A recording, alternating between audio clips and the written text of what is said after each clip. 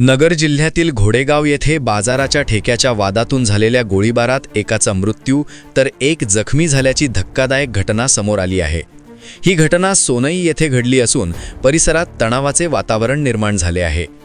मिळालेल्या माहितीनुसार घोडेगाव येथील बाजाराचा ठेका यापूर्वी कृष्णा फुलमाळी व भारत फुलमाळी यांच्याकडे होता।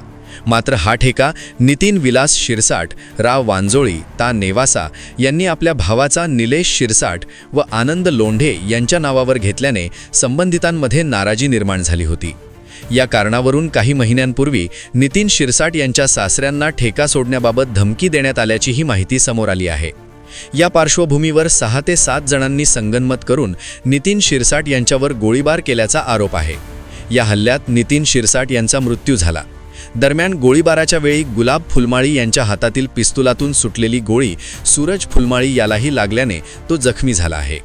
या प्रकरणी स्वाती नितीन शिरसाट यांनी दिलेल्या फिर्यादीवरून सोनई पोलीस ठाण्यात गुलाब सादिक फुलमाळी, सूरज फुलमाळी, आकाश अण्णा फुलमाळी, कृष्णा यल्लप्पा फुलमाळी, भारत यल्लप्पा फुलमाळी, सर्वरा घोडेगाव ता नेवासा तसेच अन्य 3 अनोळखी व्यक्तींविरुद्ध भारतीय न्याय संहितेच्या संबंधित कलमान्वये गुन्हा दाखल करण्यात आला आहे।